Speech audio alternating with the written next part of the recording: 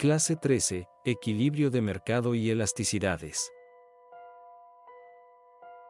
Bienvenidos a esta nueva clase de economía. Hoy vamos a cerrar uno de los temas más importantes de toda la microeconomía, el equilibrio de mercado y las elasticidades. En esta sesión vamos a entender cómo se encuentran la oferta y la demanda, qué ocurre cuando el precio cambia, y cómo medir qué tan sensibles somos consumidores y productores ante esos cambios. Este tema no solo es teórico. Es la base para entender precios, inflación, impuestos, subsidios y decisiones empresariales reales.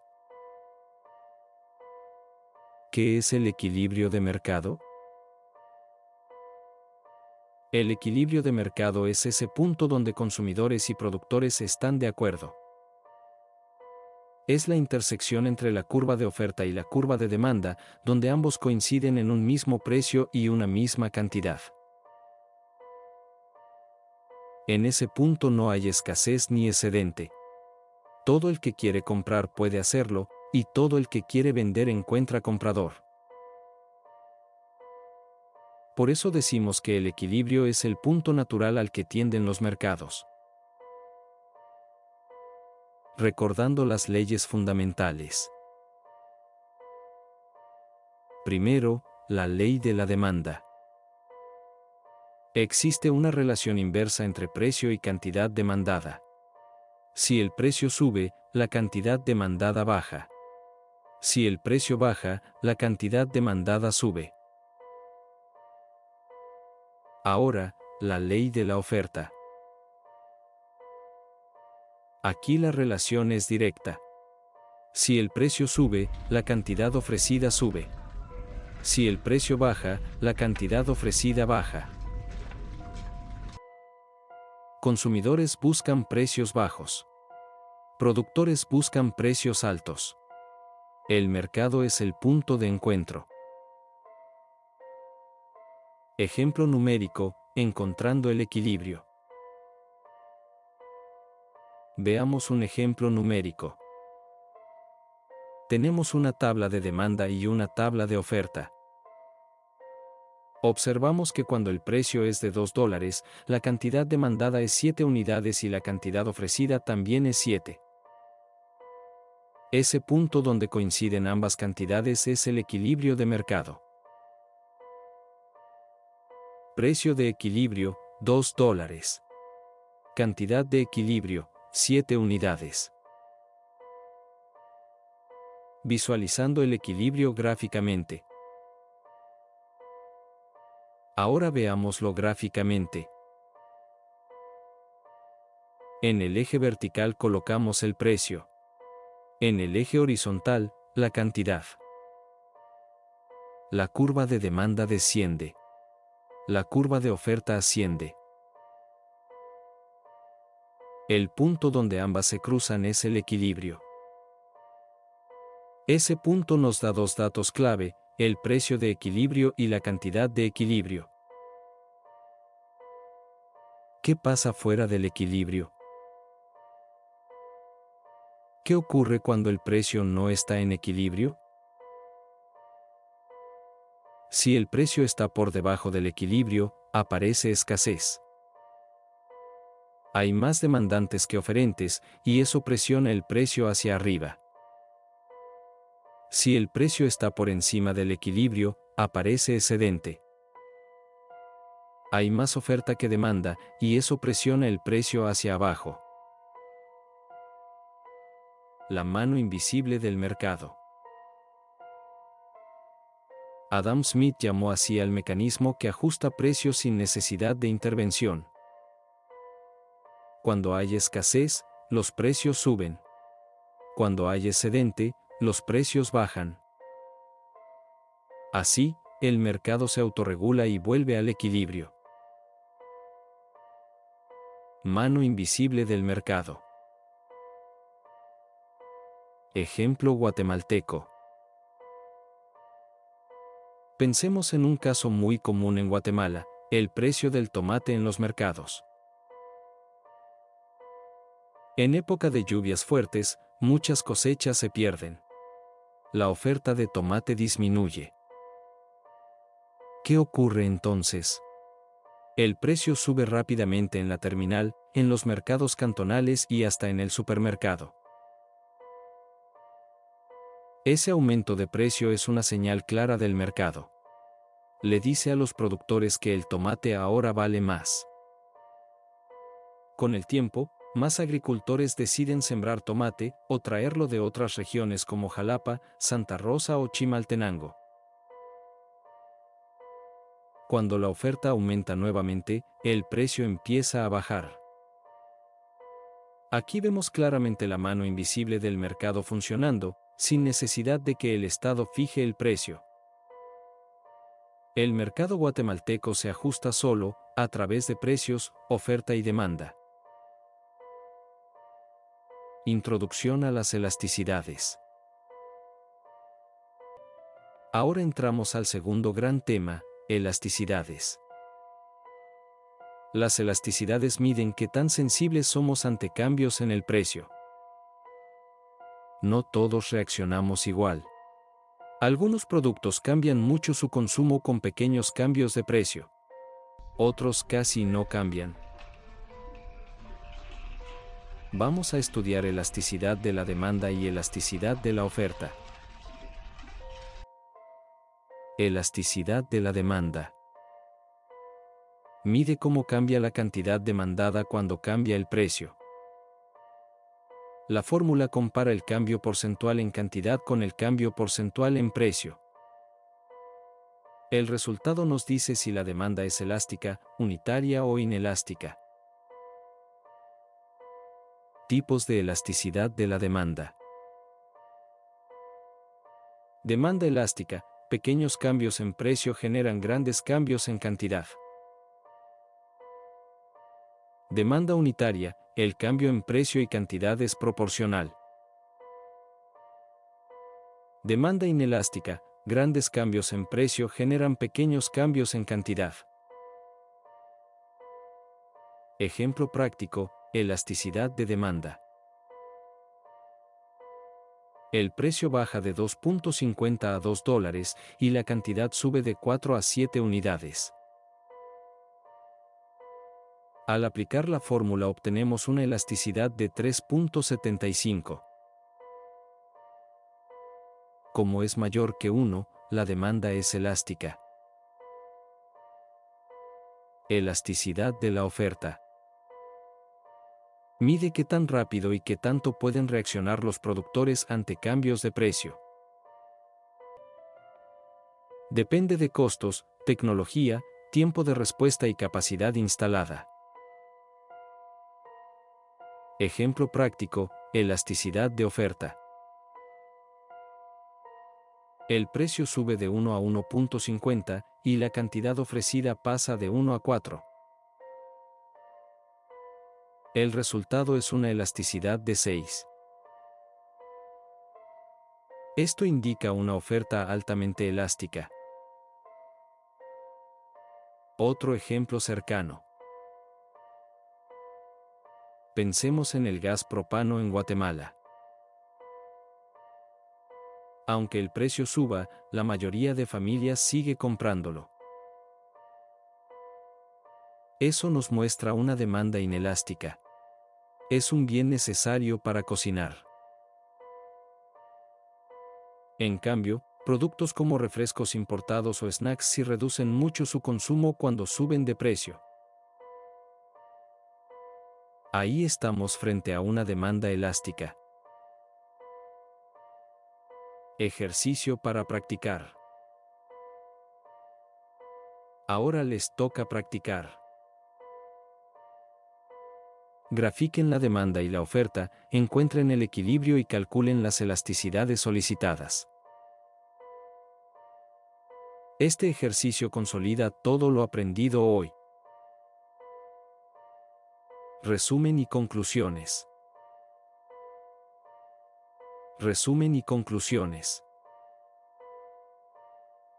El equilibrio de mercado es el punto donde oferta y demanda se encuentran. Las elasticidades nos dicen qué tan sensibles son consumidores y productores ante cambios de precio. Estos conceptos nos permiten entender y predecir el comportamiento real de los mercados. En la próxima clase seguiremos profundizando en microeconomía aplicada. Clase 14. Microeconomía, la empresa y la producción. Hoy vamos a estudiar uno de los núcleos más importantes de la microeconomía, la empresa y la producción. Aquí dejamos de pensar en el país como un todo y nos concentramos en la realidad concreta de cada empresa. Desde una gran planta industrial en la zona 12 hasta una tortillería de barrio o un pequeño taller mecánico en Misco, todas son empresas que producen y toman decisiones económicas todos los días. La microeconomía nos ayuda a entender cómo estas unidades productivas organizan recursos, enfrentan costos y buscan sobrevivir en el mercado guatemalteco. La empresa como unidad productiva. En microeconomía analizamos a la empresa como una unidad productiva individual. Su objetivo fundamental es obtener la mayor cantidad de beneficios monetarios posibles. Pero antes de ganar, toda empresa pasa por 3 etapas claras: pérdidas, punto de equilibrio y beneficios.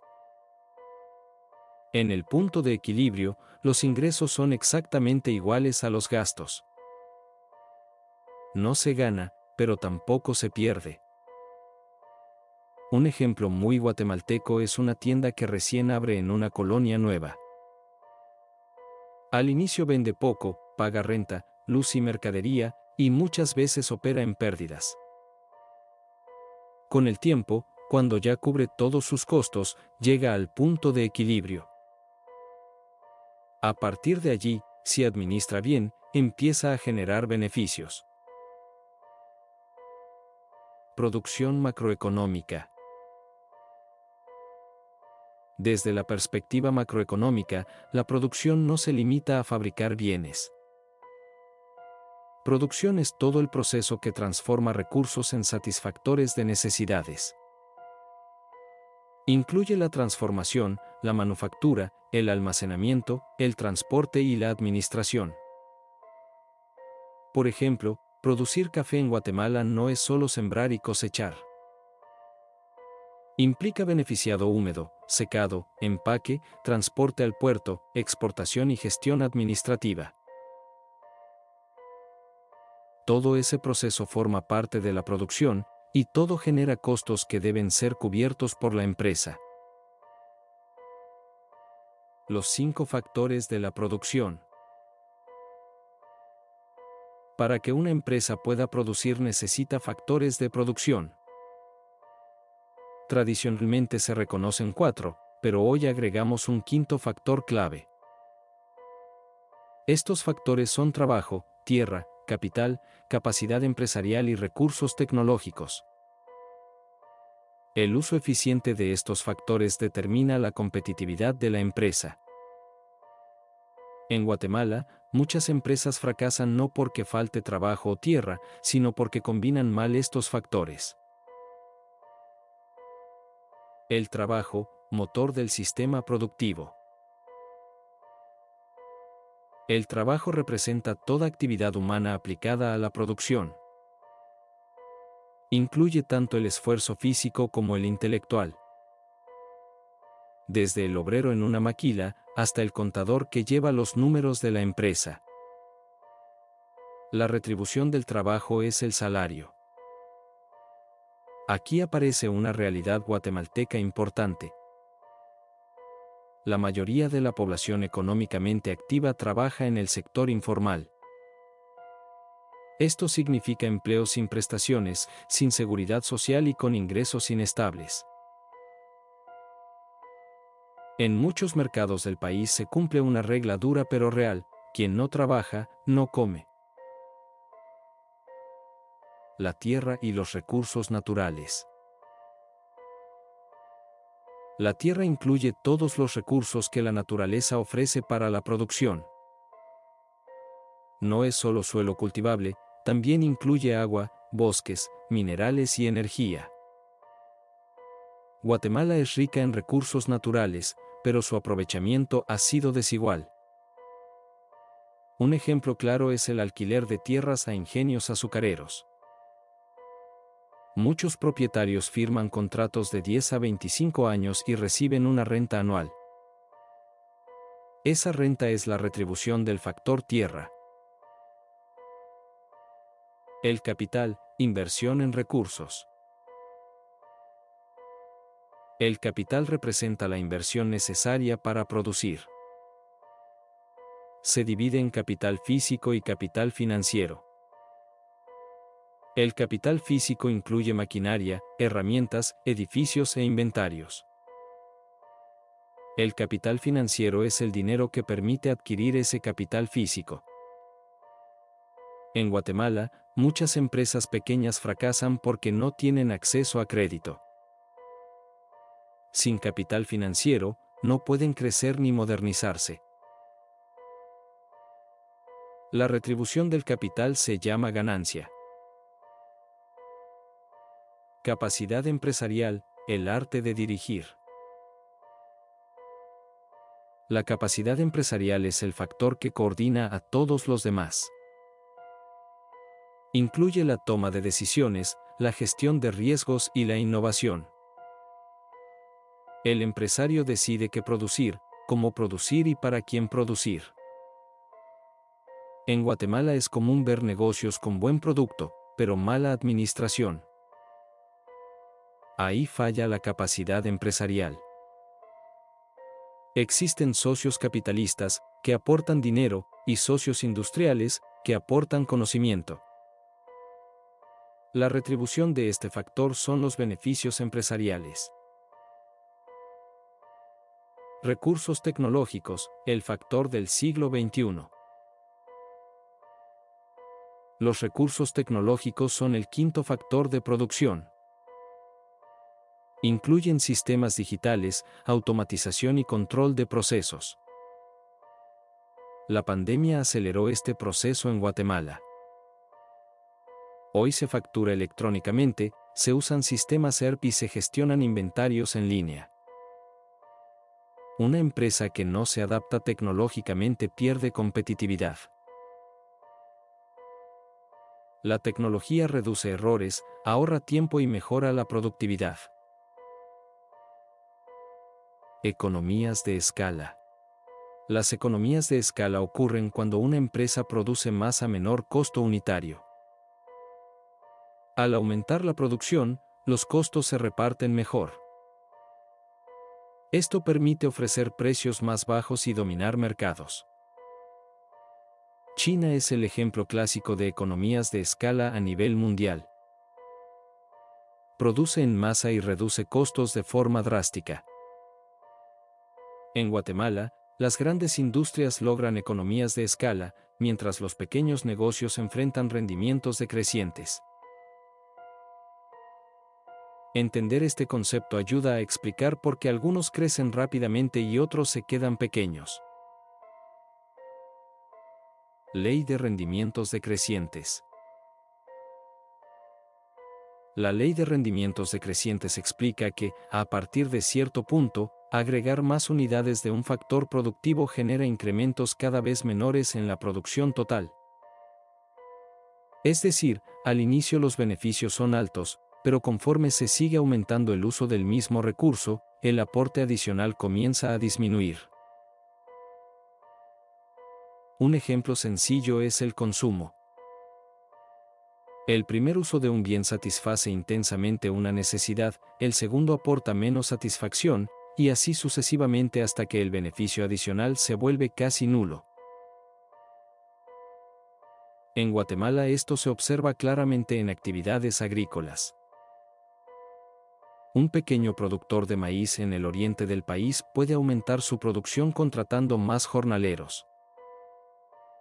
Al principio, cada trabajador adicional aumenta significativamente la cosecha, pero llega un punto en el que demasiadas personas en la misma parcela ya no aumentan el rendimiento y hasta lo reducen. Esto no significa que producir más sea malo, sino que los recursos deben combinarse eficientemente. De microeconomía a macroeconomía. La microeconomía estudia decisiones individuales, consumidores, familias y empresas. La macroeconomía amplía la mirada y analiza el funcionamiento de la economía en su conjunto. Aquí se estudian variables como producción nacional, ingreso, empleo, inflación y comercio exterior. Ya no se observa una sola empresa, sino el comportamiento agregado de millones de decisiones individuales. En Guatemala, este cambio de escala es evidente cuando pasamos del análisis de un mercado local, como el de verduras en una terminal, al análisis del crecimiento económico del país medido por el PIB. Las cuentas nacionales permiten entender cómo interactúan los distintos sectores productivos y cómo se distribuye la riqueza generada. Los agentes económicos.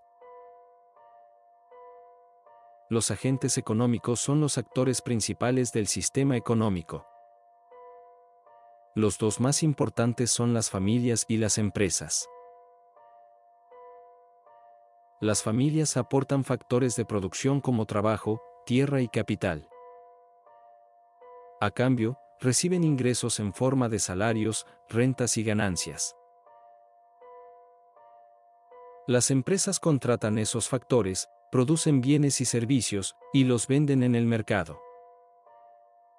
Con los ingresos obtenidos, pagan salarios y generan beneficios. Un ejemplo guatemalteco claro es una panadería de barrio. La familia aporta trabajo y capital, la empresa produce pan, y los vecinos consumen el producto, cerrando el ciclo económico básico. Corrientes del flujo circular. El flujo circular de la economía muestra cómo interactúan familias y empresas a través de dos corrientes simultáneas. La corriente real representa el flujo de bienes y servicios. Las empresas producen y las familias consumen. La corriente nominal representa el flujo de dinero. Las empresas pagan salarios y las familias gastan ese ingreso en consumo. En Guatemala este flujo es evidente en el comercio informal. Un vendedor ambulante ofrece productos, recibe dinero, paga transporte y alimentos, y ese dinero vuelve a circular en la economía local. Este ciclo constante genera un efecto multiplicador que mantiene activa la economía. Los tres sectores del sistema económico. Las actividades económicas se agrupan en tres sectores fundamentales. El sector primario extrae recursos naturales, como la agricultura, la ganadería y la minería. El sector secundario transforma materias primas en productos elaborados, como la industria alimentaria, textil y la construcción. El sector terciario se enfoca en comercio y servicios, incluyendo transporte, finanzas, turismo y servicios profesionales. En Guatemala, el sector terciario es el más grande. Esto se debe a la limitada industrialización y a la absorción de mano de obra en comercio y servicios, tanto formales como informales. Esta realidad explica muchos fenómenos sociales y económicos del país, como el crecimiento urbano desordenado y la informalidad laboral. Cuentas nacionales y política económica. Hoy vamos a entrar en un tema que parece técnico, pero que en realidad afecta directamente el bolsillo de todos, las cuentas nacionales y la política económica. Cada vez que escuchamos en las noticias que la economía creció, que el PIB aumentó o que hay estabilidad macroeconómica, todo eso sale de este sistema de medición. Es como el tablero de instrumentos de un avión, si el piloto no ve los indicadores, no puede tomar buenas decisiones.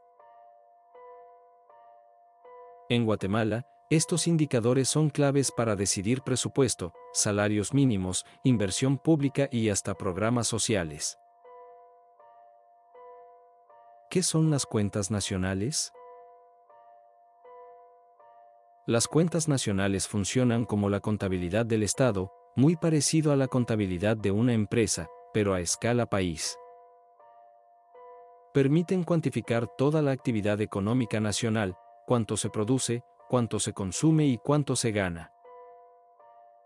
Por ejemplo, así como un negocio revisa sus ingresos y gastos para saber si está sano, el Estado usa las cuentas nacionales para evaluar la salud económica del país.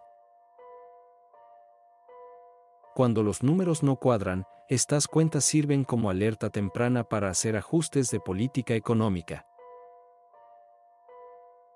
Indicadores clave de las cuentas nacionales.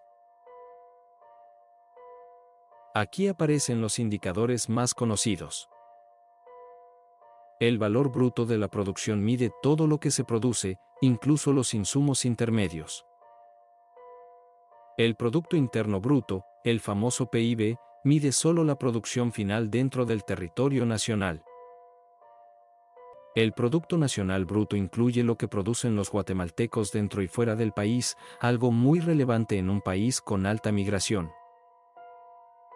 Finalmente, el ingreso nacional muestra cuánto reciben realmente los factores de producción. Medición del PIB, 3 perspectivas.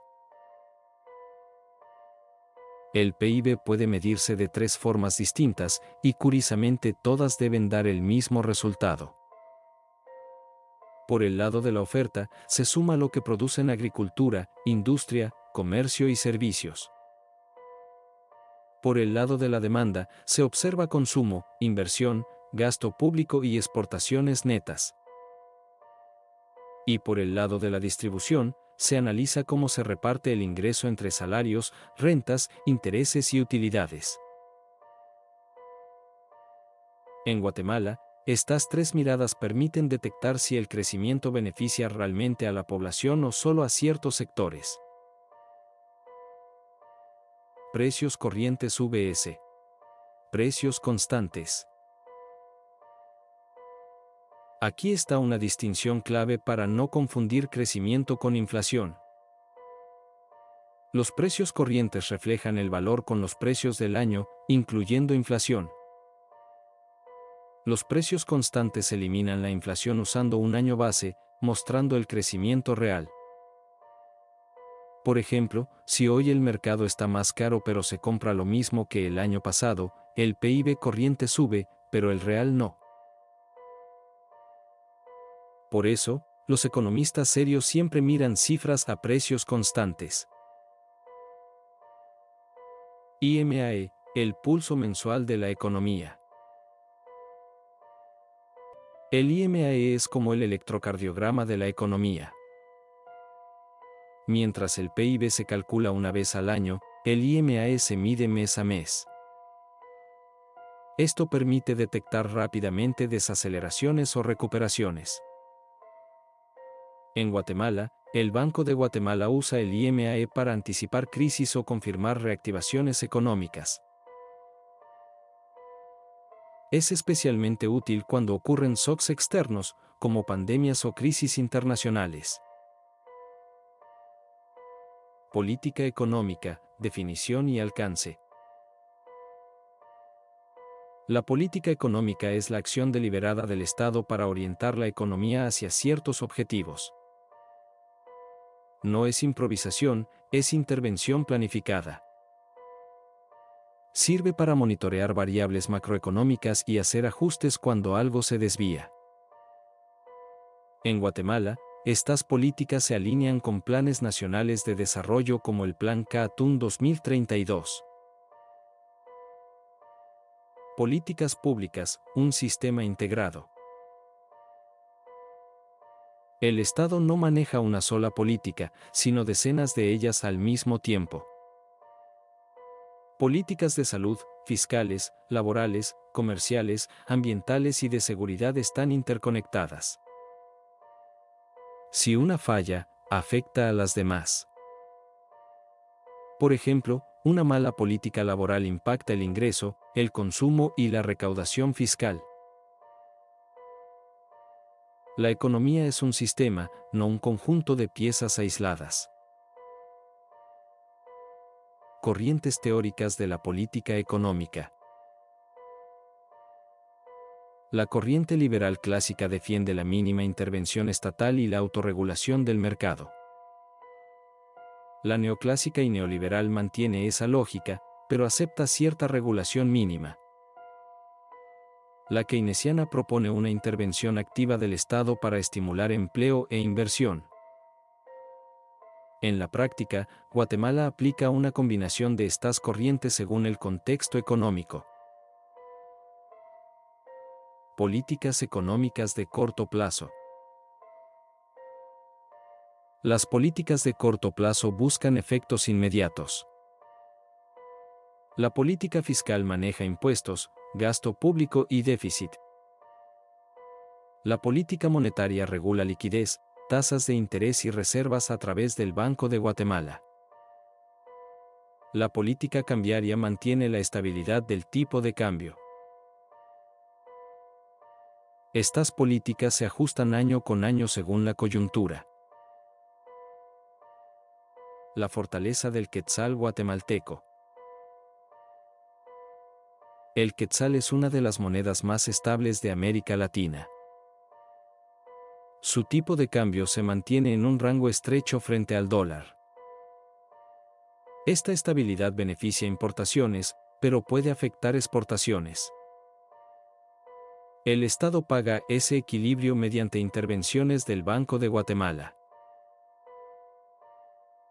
A diferencia de otras monedas regionales, el quetzal ofrece previsibilidad. Políticas económicas de mediano plazo. Aquí entran la política comercial, laboral y de crecimiento. Regulan aranceles, salarios mínimos y estrategias de empleo. Sus efectos no son inmediatos, pero moldean la estructura productiva del país.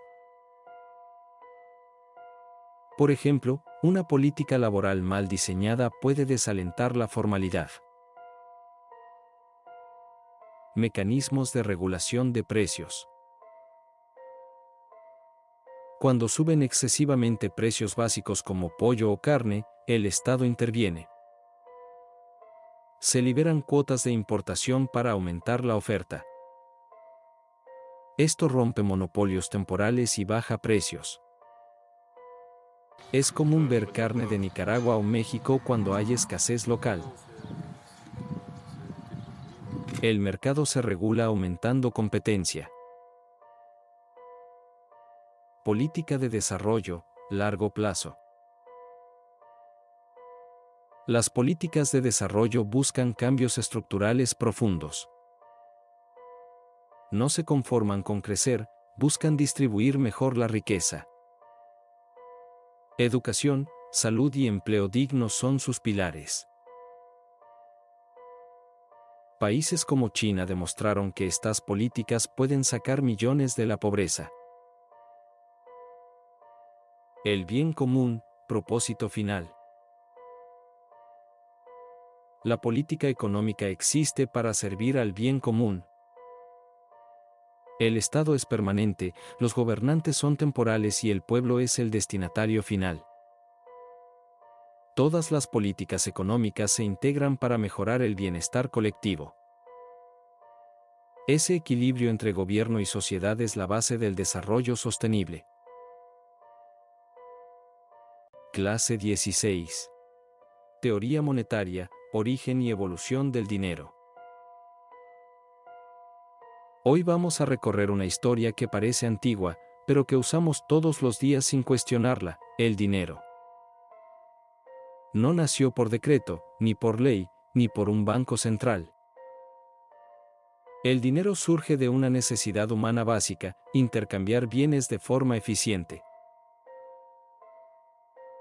Para imaginarlo en contexto guatemalteco, pensemos en un mercado tradicional, como el de Chichicastenango o el de Sololá. Antes de que existiera el quetzal, ya existía el intercambio. La teoría monetaria estudia precisamente cómo ese intercambio dio origen al dinero moderno. El origen del dinero, el poder del intercambio. El dinero no surge por accidente. Surge porque el trueque directo tenía límites muy claros. Yo puedo tener maíz, pero necesito sal, y la otra persona puede no necesitar maíz. En comunidades rurales de Guatemala, incluso hoy, todavía vemos intercambios directos en ferias comunales. Gallinas por leña, maíz por frijol, trabajo por alimentos. Ese intercambio es el motor original del dinero. El valor de cambio se convierte en la clave. No importa cuánto me guste un producto, importa cuánto vale frente a otros. Forma simple del valor, los primeros intercambios. En las economías de subsistencia, el intercambio era ocasional. No había mercados permanentes ni precios estables. Imaginemos una comunidad agrícola en el altiplano guatemalteco. Una familia tiene excedente de maíz y otra tiene excedente de frijol. Intercambian directamente, productor con productor. No existe dinero. Existe equivalencia basada en el trabajo invertido. El intercambio es casual, poco frecuente y limitado. Forma desarrollada, la expansión del comercio. Cuando las comunidades crecen, el intercambio deja de ser casual. Se vuelve habitual. Aparece la división del trabajo. Uno produce textiles, otro herramientas, otro alimentos. En Guatemala, esto se observa históricamente en rutas comerciales mayas que conectaban la costa sur con el altiplano. Ya no se intercambia una cosa por otra, sino una por varias. El comercio se sistematiza. Cambio desarrollado, el cacao maya como ejemplo. Aquí tenemos un ejemplo profundamente guatemalteco. Los mayas usaron el cacao como equivalente general. El cacao tenía valor, escasez relativa y aceptación social. Se podía intercambiar cacao por pieles, granos o carne. Esto demuestra algo clave: el dinero no necesita ser metálico para funcionar. Necesita ser aceptado por la comunidad. Forma general del valor, nace el comercio organizado. Con el artesano independiente, el intercambio se expande. Aparecen mercados regionales. En Guatemala, los mercados semanales son herencia directa de este proceso histórico. Cada mercancía se intercambia por una sola mercancía aceptada universalmente. Ese es el equivalente general. Aún no es dinero moderno, pero ya se le parece mucho. Del equivalente general al dinero. Con el tiempo, los metales preciosos sustituyen otros equivalentes. Oro, plata y bronce se imponen. ¿Por qué? Porque son durables, divisibles y escasos. En Guatemala colonial, la plata tuvo un rol central en las transacciones. Aquí nace el dinero como lo entendemos hoy. Características del dinero metálico. El dinero metálico tiene valor por el trabajo necesario para extraerlo. Es duradero y no se degrada fácilmente. Es homogéneo. Un gramo de oro vale lo mismo aquí que en cualquier lugar. Es divisible y portable. por eso se impuso sobre otros bienes. Las 4 funciones del dinero.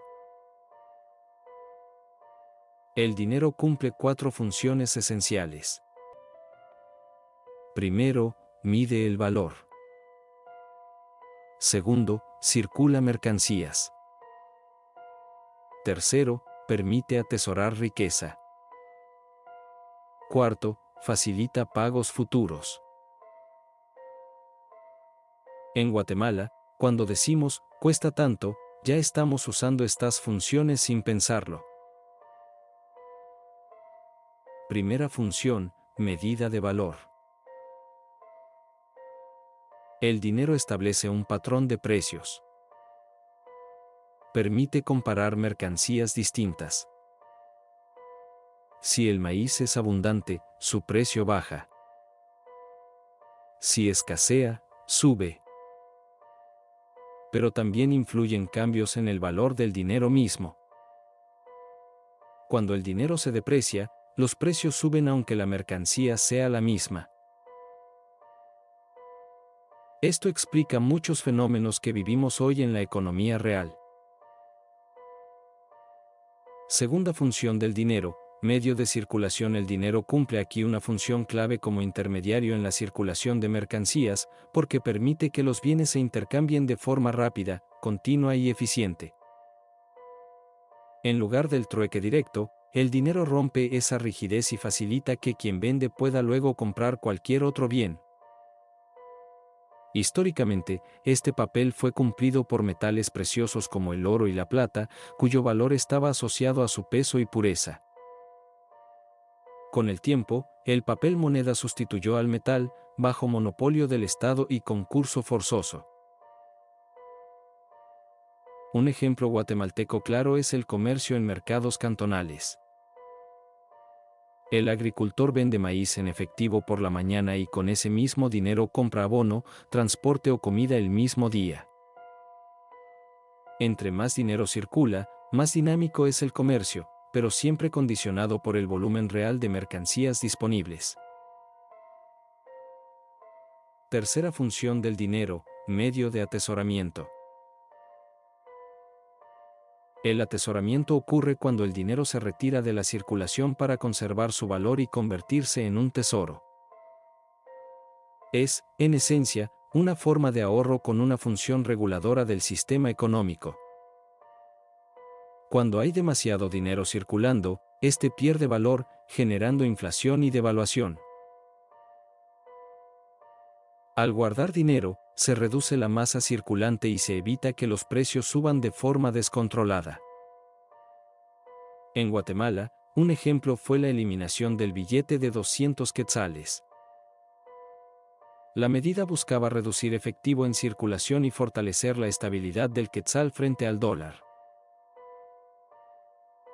Muchas familias también practican el atesoramiento guardando dólares o invirtiendo en bienes durables cuando perciben incertidumbre económica.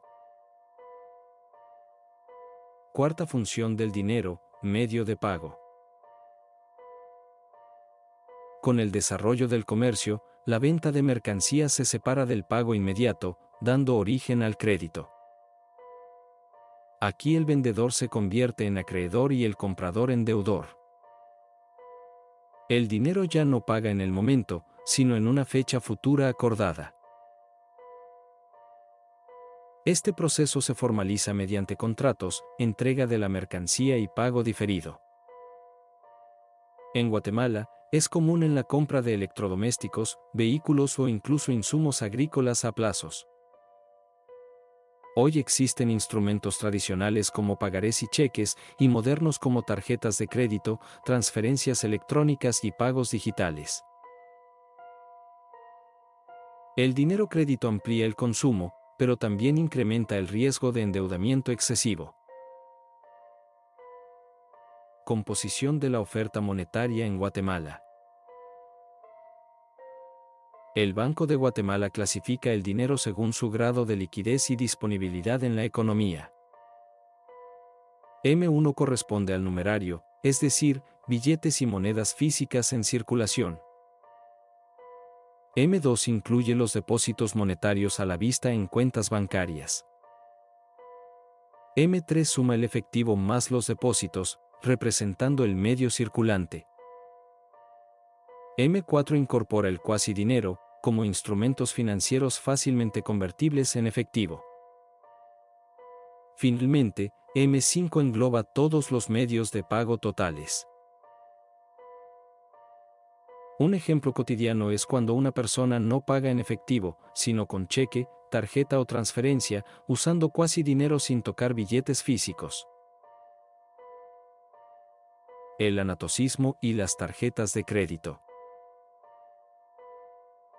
El anatocismo es el cobro de intereses sobre intereses y está prohibido por el Código Civil guatemalteco. Ocurre cuando una deuda genera intereses impagos que se capitalizan y vuelven a generar nuevos intereses. En la práctica, una deuda pequeña puede duplicarse o triplicarse en poco tiempo.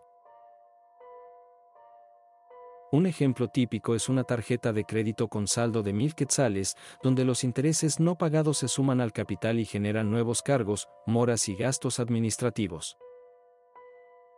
En Guatemala, muchas de estas deudas se negocian legalmente con reducciones del 35 al 60% si se paga al contado. Las cooperativas de crédito suelen ofrecer tasas más bajas y condiciones menos agresivas que los bancos comerciales.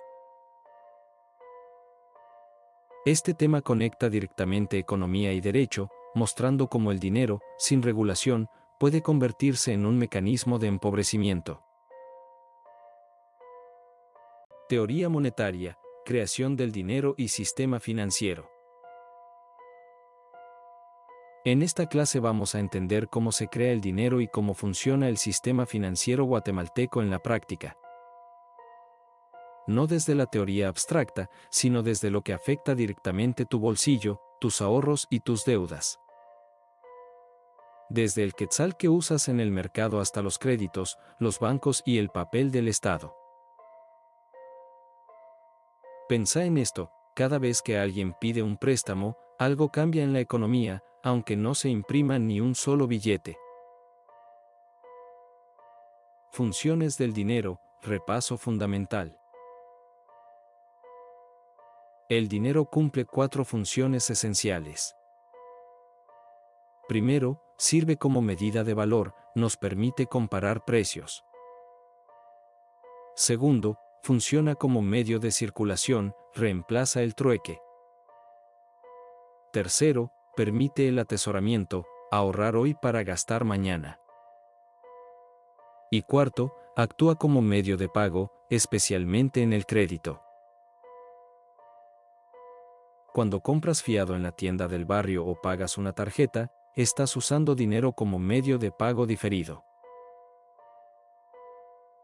La creación del dinero.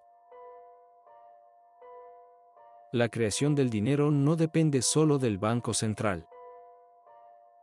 Intervienen 4 actores: el Banco de Guatemala, los bancos privados, el Estado y el público. Existe dinero primario, emitido por el Banco Central, y dinero secundario, creado por los bancos comerciales mediante préstamos. Cuando un banco te presta Q100,000, ese dinero no existía antes como efectivo. Se crea en ese momento como dinero bancario. Dinero primario, la base monetaria.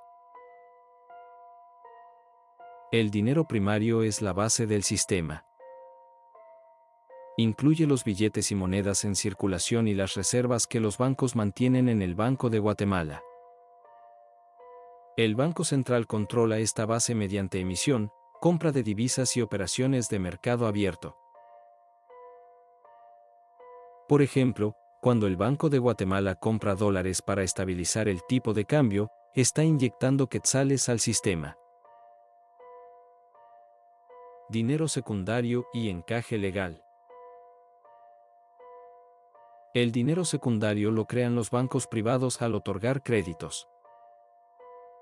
Pero no pueden prestar todo el dinero que reciben. El encaje legal los obliga a reservar un porcentaje de los depósitos, generalmente alrededor del 20%. Si depositas Q10,000, el banco solo puede prestar una parte. El resto queda inmovilizado como protección del sistema. El dinero mundial, más allá de las fronteras. A lo largo de la historia, distintas monedas han cumplido el rol de dinero mundial. Primero el oro, luego la libra esterlina y hoy el dólar estadounidense. Aunque existan otras monedas fuertes, el dólar sigue siendo la referencia global. En Guatemala, muchas operaciones grandes se pactan en dólares aunque se paguen en quetzales. Desmonetización del oro. El oro dejó de respaldar directamente al dinero durante el siglo XX. Las guerras, la Gran Depresión y la necesidad de flexibilidad monetaria hicieron inviable el patrón oro.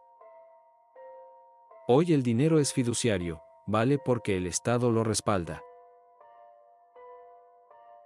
El oro ya no respalda billetes, pero sigue siendo reserva de seguridad. Dinero y precios, relaciones fundamentales. Los precios dependen de varios factores. El tiempo de trabajo, la oferta y la demanda, el valor del dinero y el patrón de precios. El mercado puede hacer que un bien valga mucho menos o mucho más de su costo real. En Guatemala, durante la cosecha de mango, el precio cae drásticamente por exceso de oferta. Inflación, el alza generalizada de precios. La inflación es el aumento general y sostenido de los precios. No es que un producto suba, sino que casi todo sube. Reduce el poder adquisitivo y afecta sobre todo a quienes tienen ingresos fijos. Si antes comprabas la canasta básica con Q100 y ahora necesitas Q150, eso es inflación en acción. Estanflación, deflación y depreciación. La estanflación combina inflación con estancamiento económico. La deflación es la caída general de precios por exceso de oferta. La depreciación es la pérdida de poder de compra interno del dinero. No es lo mismo depreciación interna que devaluación externa. Estructura del sistema financiero guatemalteco. El sistema financiero guatemalteco es jerárquico.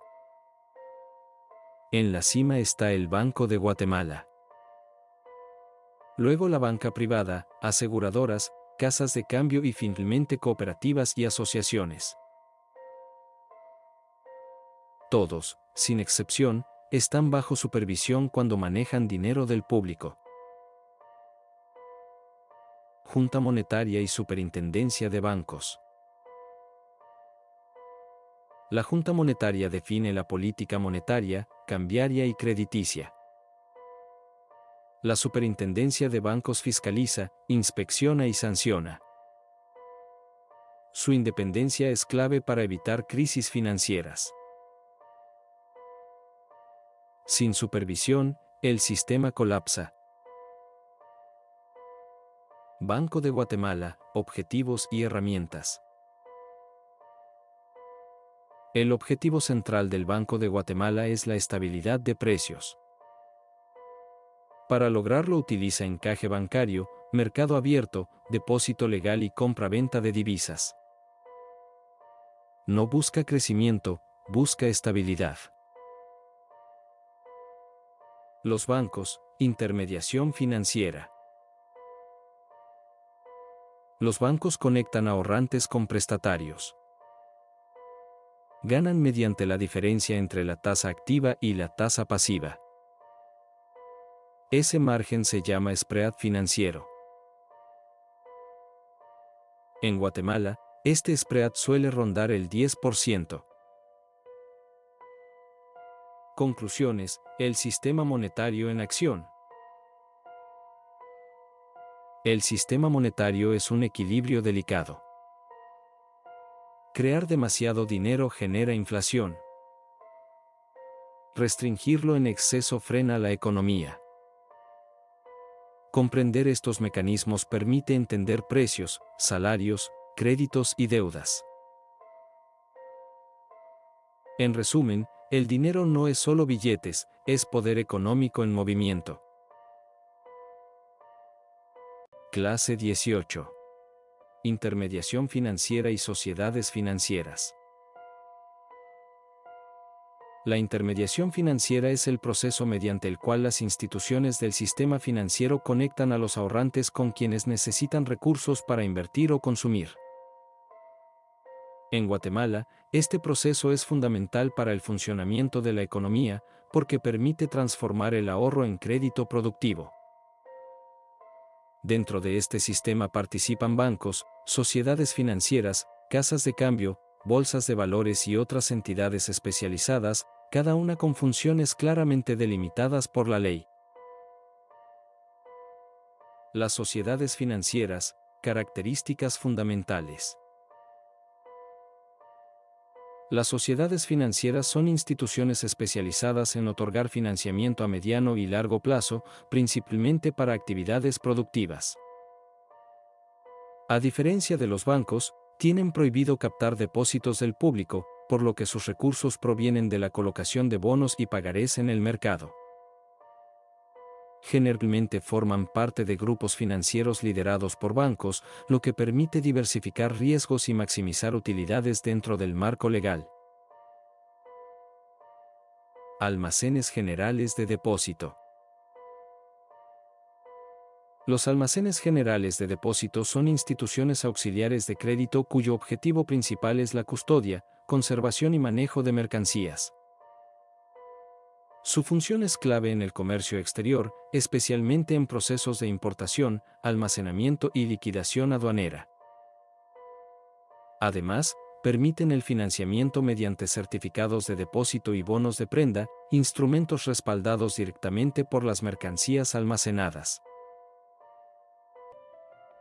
Casas de cambio y control cambiario. Las casas de cambio son sociedades autorizadas para la compra y venta de divisas. Operan bajo estricta regulación de la Junta Monetaria y la supervisión directa de la Superintendencia de Bancos. Su función es facilitar el intercambio de moneda extranjera, siempre alineadas con la política cambiaria nacional, contribuyendo a la estabilidad del tipo de cambio. La Bolsa de Valores. La Bolsa de Valores es una institución de derecho mercantil que facilita la negociación de títulos, valores y mercancías. Está regulada por la Ley del Mercado de Valores y Mercancías y permite canalizar recursos hacia proyectos productivos mediante instrumentos financieros. En ella se negocian acciones, bonos, certificados y contratos sobre mercancías, fortaleciendo el mercado de capitales del país. Tipos de mercados bursátiles. El mercado primario es donde los títulos se ofrecen por primera vez al público inversionista. El mercado secundario permite la reventa de títulos ya emitidos, proporcionando liquidez a los inversionistas. El mercado de reportos facilita operaciones a plazo, muy utilizadas en productos agrícolas y materias primas, permitiendo financiamiento temporal. Grupos financieros. Un grupo financiero es la integración de varias entidades financieras bajo una misma dirección o control común, donde al menos una debe ser un banco. Estos grupos permiten ofrecer una amplia gama de servicios: banca, tarjetas de crédito, leasing, factoraje y otros servicios especializados. Todos los integrantes del grupo están sujetos a supervisión consolidada por la Superintendencia de Bancos. La lógica de los grupos financieros. La razón principal de los grupos financieros es maximizar ganancias mediante la diversificación de servicios y tasas de interés diferenciadas. Los préstamos bancarios tradicionales suelen tener tasas más bajas, mientras que tarjetas de crédito y servicios financieros especializados manejan tasas más altas. Esto permite al grupo financiero cubrir distintos niveles de riesgo y segmentos del mercado. Empresas de apoyo al giro bancario. Estas empresas prestan servicios tecnológicos y operativos a los bancos sin asumir riesgo crediticio. Ejemplos claros son los operadores de cajeros automáticos y las empresas de procesamiento electrónico de datos. El dinero siempre pertenece al banco, y cualquier reclamo del usuario se realiza contra la institución bancaria, no contra la empresa operadora. Entidades offshore. Las entidades offshore son instituciones financieras constituidas en el extranjero, que operan fuera del marco legal guatemalteco. Tienen prohibido operar en Guatemala y no están sujetas a supervisión local, lo que implica riesgos extremadamente altos para los usuarios. La historia demuestra que estas entidades han generado pérdidas millonarias y carecen de mecanismos legales efectivos de protección al ahorrante. Finanzas públicas, el patrimonio del Estado. Las finanzas públicas estudian cómo el Estado obtiene ingresos y cómo los utiliza, y sobre todo qué efectos tiene ese uso del dinero público en la economía y en la vida social del país. En Guatemala, esto se conoce también como hacienda pública, y se relaciona directamente con impuestos, gasto público, inversión social y regulación económica. El patrimonio del Estado no es solo dinero en caja, sino carreteras, hospitales, escuelas, edificios públicos y programas sociales. Por ejemplo, cuando el Estado recauda IVA o ISR y lo destina a educación pública o salud, está transformando recursos monetarios en bienestar social. La función financiera del Estado consiste en movilizar recursos, redistribuir el ingreso entre grupos sociales y regular la economía para evitar desequilibrios severos. Sector público vs. Sector privado. El sector público está integrado por todas las instituciones que forman parte del Estado, ya sean centralizadas, descentralizadas o autónomas. Su característica esencial es que no persigue lucro, sino la prestación de servicios a la población, financiados principalmente por impuestos. En Guatemala, ejemplos claros son los hospitales nacionales, las escuelas públicas, el sistema de justicia y la infraestructura vial. El sector privado, en cambio, está compuesto por empresas y negocios cuyo objetivo principal es la ganancia. Produce bienes, genera empleo, paga impuestos y actúa como motor de la economía productiva. Un ejemplo cotidiano, una empresa privada vende alimentos y paga IVA, ese IVA financia al sector público, que luego construye carreteras que benefician nuevamente a las empresas. El presupuesto del Estado. El presupuesto del Estado es el instrumento central de la política fiscal. Consiste en un plan anual, que define cuánto va a gastar el Estado y de dónde provendrán esos recursos. En Guatemala, el proceso inicia cuando las instituciones presentan su propuesta presupuestaria al Ministerio de Finanzas, usualmente antes del 30 de julio. Durante agosto, Finanzas consolida el presupuesto general de la Nación.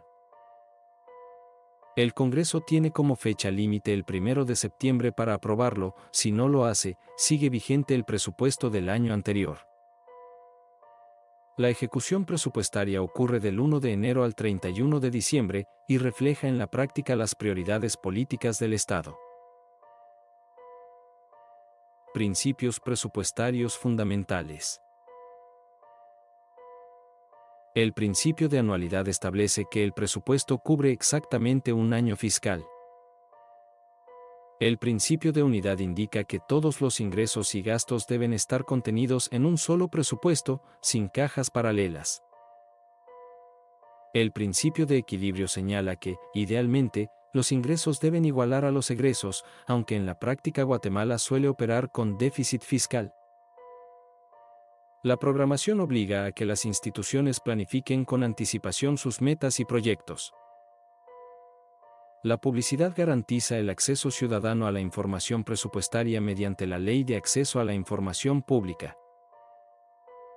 Es importante recordar que la malversación de fondos es delito penal, no se puede usar dinero asignado a un renglón para otro fin sin autorización formal. Estructura de ingresos del Estado. El presupuesto de ingresos del Estado guatemalteco se divide en tres grandes categorías. Primero, los ingresos corrientes, donde destacan los ingresos tributarios. Los impuestos directos, como el ISR, gravan la renta, mientras que los impuestos indirectos, como el IVA, gravan el consumo. En Guatemala, el sistema es regresivo, alrededor del 75% de la recaudación proviene de impuestos indirectos, siendo el IVA aproximadamente el 40% del total. Segundo, los recursos de capital incluyen venta de activos del Estado, subastas y recuperación de préstamos. Tercero, las fuentes financieras cubren déficits mediante bonos del Tesoro y préstamos de organismos internacionales como el FMI o el Banco Mundial. Comprender esta estructura permite entender por qué las decisiones fiscales impactan directamente el costo de vida de la población.